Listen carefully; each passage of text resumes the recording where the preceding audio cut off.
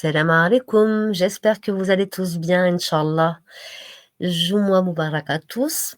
Avant de commencer mon rappel sur l'honnêteté en islam, je vais vous faire un rappel rapide sur cette journée du vendredi, car d'après Anas, qu'Allah l'agrée, le prophète sallallahu alayhi wa sallam a dit: multipliez les prières sur moi le jour et la nuit du vendredi. Celui qui prie sur moi une prière, Allah en prie sur lui 10. Donc, comment prie-t-on sur Mohammed sallallahu alayhi wa sallam?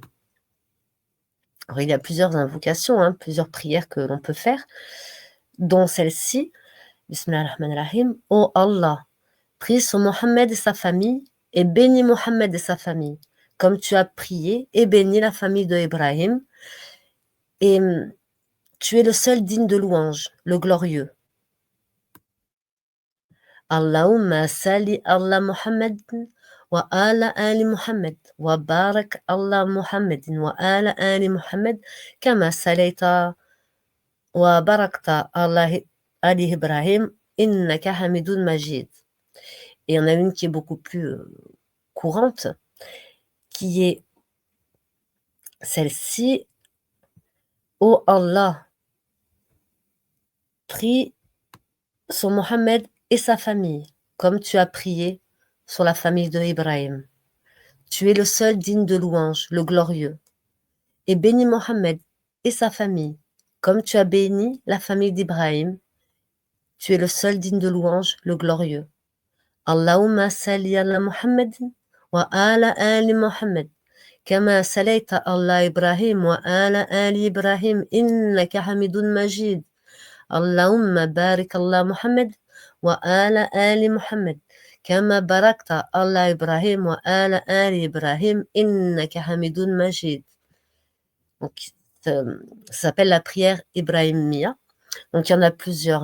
Donc, je vous laisse à vous le soin de choisir celle qui vous convient le mieux pour notre cher prophète Mohammed sallallahu alayhi wa sallam. Donc, concernant l'honnêteté en islam. Donc, l'honnêteté est l'un des caractères éminents de l'islam et l'un de ses fondements les plus solides. Le prophète Mohammed sallallahu alayhi wa sallam a insisté sur l'importance de cette vertu en disant: quand l'honnêteté disparaîtra, attendez-vous à voir arriver l'heure, la fin du monde. C'est pour ainsi dire une véritable obligation et une grande responsabilité qui doit être assumée par les croyants. Voici pourquoi Allah a qualifié les croyants d'honnêtes. Bienheureux sont certes les croyants et ceux qui veillent à la sauvegarde des dépôts confiés à eux. Dans la sourate Les Croyants, en verset 8, même le prophète Mohammed sallallahu alayhi wa sallam a dit à cet égard: l'honnêteté fut descendue des cieux et établie au fond du cœur de l'homme, du croyant sincère. Puis le Coran fut révélé, les hommes le lurent et apprirent de lui, et apprirent la sunna. À la fois, le Coran et la sunna renforcèrent leur honnêteté. Et l'honnêteté comprend tout ce dont l'homme assume la responsabilité, les affaires de religion et les affaires de famille, enfin affaires de vie. C'est un moyen efficace menant à sauvegarder les droits et les dépôts des gens. Le Coran relate cette vérité à la sourate Les Femmes au verset 58. Certes, Allah Ta'ala vous commande de rendre les dépôts à leur ayant droit. Elle oblige également l'homme d'être véridique et de ne pas cacher la vérité, et se manifeste dans tous les aspects de la vie, dans la pensée, dans la parole, dans les actions. Sur ce, l'islam a interdit de mentir et de tromper. Le Coran dit à ce propos: ô vous qui croyez, craignez Allah et soyez avec les véridiques. Dans la sourate Le Repentir, au verset 119, C'est ainsi que le prophète Mohammed sallallahu alayhi wa sallam dit: la sincérité mène à la vertu, et la vertu mène au paradis. L'homme qui dit toujours la vérité sera inscrit au nombre des véridiques. Le mensonge, quant à lui, mène à l'immoralité, et l'immoralité mène au feu. L'homme qui passe son temps à mentir finit par être inscrit au nombre des menteurs. Ajoutons également que l'honnêteté est une distinction dont jouissent les prophètes et les messagers, puisque chacun d'entre eux a dit à son peuple: je suis pour vous un messager digne de confiance. D'ailleurs, dans la sourate Les Poètes, 5 fois, c'est répété, au verset 107, au verset 125, au verset 162, au verset 143 et au verset 178. Je suis pour vous un messager digne de confiance. Et le prophète, Mohammed sallallahu alayhi wa sallam, de l'islam, s'appelait, depuis son enfance, le plus loyal et le plus honnête. Il a fait de l'honnêteté un signe de la croyance. Il n'est pas croyant celui qui n'est pas honnête. Notons aussi que le dernier conseil du prophète, sallallahu alayhi wa sallam, était destiné à l'honnêteté, et qu'il le lui rende celui qui a un dépôt à son frère. L'honnêteté a plus d'un aspect. Il y a l'honnêteté dans le culte. Cela revient à dire que le croyant doit être honnête quant à ses engagements culturels, comme la prière, le jeûne, la zakat, le ramadan, etc., etc., etc. L'honnêteté est destinée à garder les membres organiques et à les mettre à l'abri de tomber dans les pièges des péchés. L'honnêteté est destinée à rendre les dépôts à leur ayant droit. L'honnêteté dans la vente et l'achat. La tricherie est interdite en islam.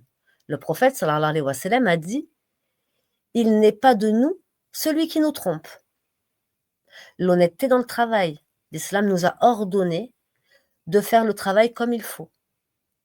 La responsabilité est en elle-même une sorte d'honnêteté. Chaque responsable doit être honnête. C'est pourquoi être honnête et rendre les dépôts à leur ayant droit font signe de la loyauté et de la droiture de l'homme. À ce propos, le prophète sallallahu alayhi wa sallam a cité que parmi les signes de l'hypocrisie réside celui de la trahison du dépôt.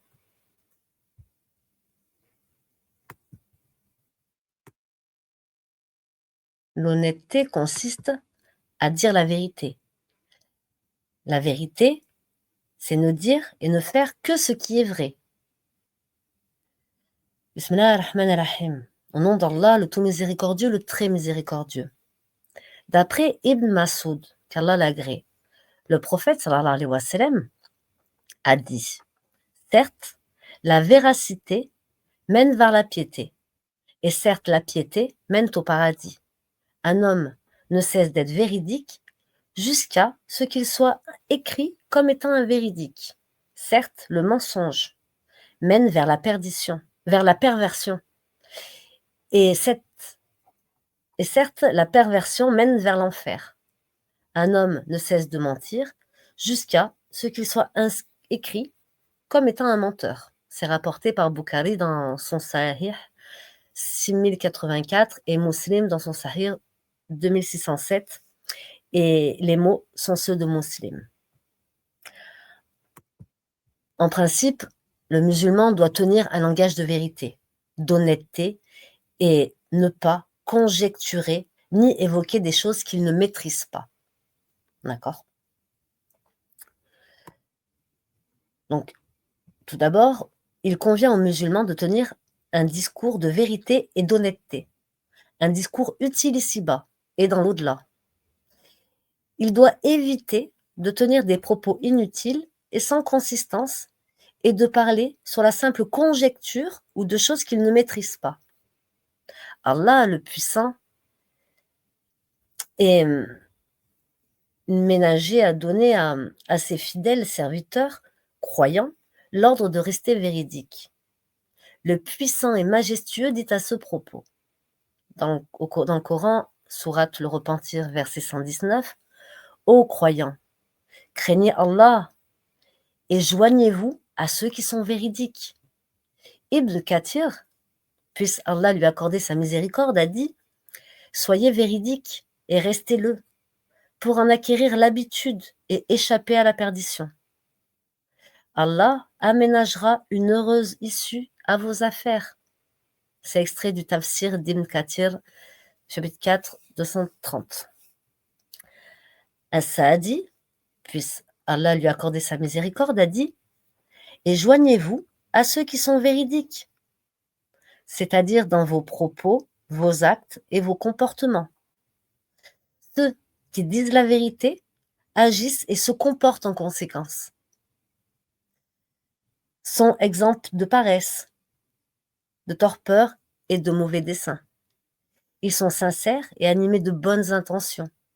La véracité conduit à la piété et celle-ci au paradis. Extrait de Saadi à la page 355. Abu Daoud,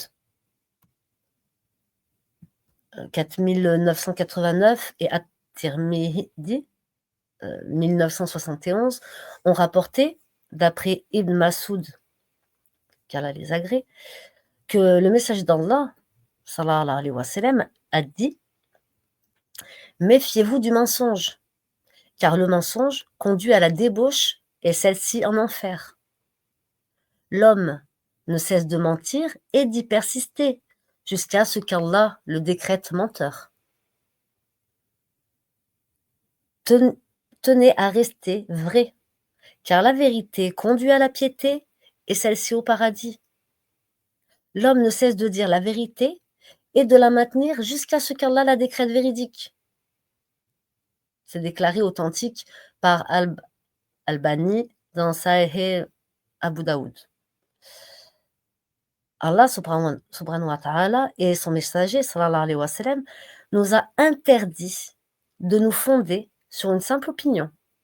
À ce propos, le Très-Haut a dit dans le Coran à la sourate 49 au verset 12 « Ô croyants, évitez de trop conjecturer sur les autres,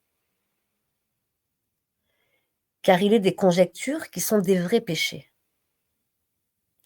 Al-Bukhari et Muslim, d'après Abu Huraira, qu'Allah soit satisfait d'eux et qu'Allah les agrée, que le prophète sallallahu alayhi wa sallam a dit « Évitez de conjecturer, car la conjecture inspire le discours le plus mensonger. » Le Très-Haut dit dans le Coran, sourate 17, verset 36, « N'affirme rien dont tu ne sois sûr. »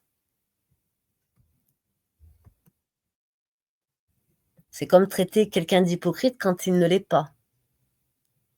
N'affirme rien dont tu ne sois sûr. Ibn Kathir, puisse Allah lui accorder sa miséricorde, a dit, selon Qatada, cela signifie « Ne dites pas « j'ai vu » alors que vous n'avez pas vu, ni « j'ai entendu » alors que vous n'avez pas entendu, ni « je sais » alors que vous ne savez pas, car Allah vous interrogera sur tout cela. Ce qu'ils ont dit implique qu'Allah, le Très-Haut, a interdit qu'on parle sans connaissance, mais sur la base de conjonctures imaginaires.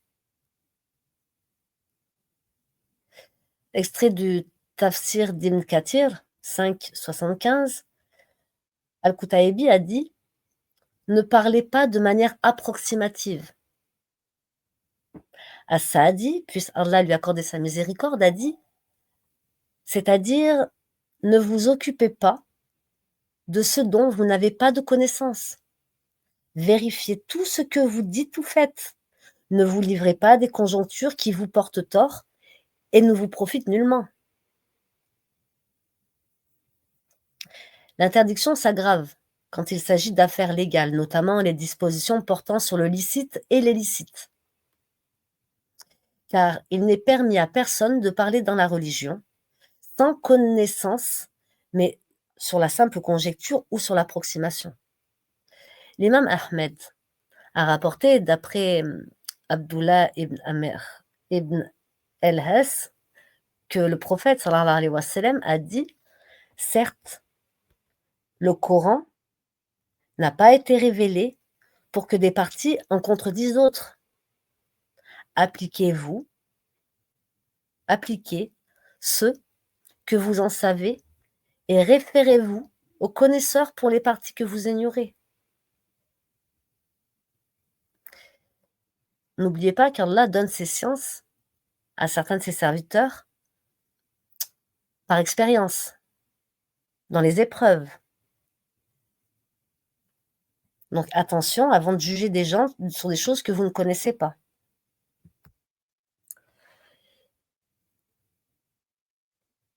Ibn Taymiyyah, puisse Allah lui accorder sa miséricorde, a dit « On doit appliquer ce que l'on sait, car c'est son savoir qui doit le servir du guide.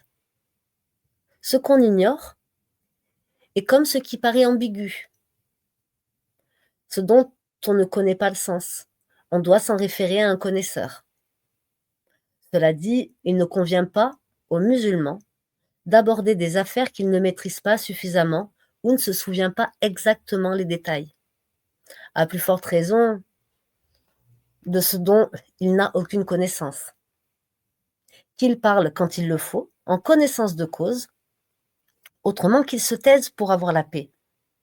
Allah ne lui fait pas obligation de recourir à la conjecture, qui reste la source du plus faux discours. Il n'est pas non plus tenu de parler de ce qu'il ne maîtrise pas suffisamment. Le musulman peut parfois avoir besoin de dire ce qu'il croit sans s'en souvenir très bien. Mais dans ce cas, il doit expliquer à son interlocuteur qu'il ne fait que conjecturer et ne possède aucun savoir sur le sujet. En somme, le musulman ne doit parler que de ce qu'il sait. Il doit éviter le recours à des conjonctures et des éventualités, à moins de rester dans la limite de l'intérêt de la conversation.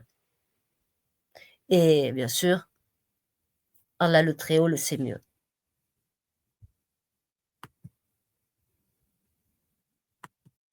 Un dernier petit rappel, Inch'Allah, sur cette journée du vendredi. Donc, nous savons, d'après Abu Saïd el-Khudri, qu'Allah l'agrée, que le prophète Mohammed sallallahu alayhi wa sallam a dit « Celui qui lit la sourate El-Kaf le jour du vendredi, il est éclairé par une lumière entre les deux vendredis. » Et il y a également un autre hadith qui est important, car d'après Abu ad-Darda, qu'Allah l'agrée, il relate que le prophète sallallahu alayhi wa sallam a dit « Quiconque mémorise 10 versets du début de la sourate El-Kaf, donc la caverne, sera protégé de l'antéchrist, El-Dajjal. » Et dans une autre version, c'est les 10 versets de la fin de sourate El-Kaf. Donc je me permets de vous réciter en français les 10 premiers versets de cette sourate et les 10 derniers versets. Je ne maîtrise pas encore assez bien l'arabe, la langue arabe sur ces versets-là, étant donné que je suis encore en apprentissage. Et qu'Allah me facilite l'apprentissage du Coran en arabe. Amin.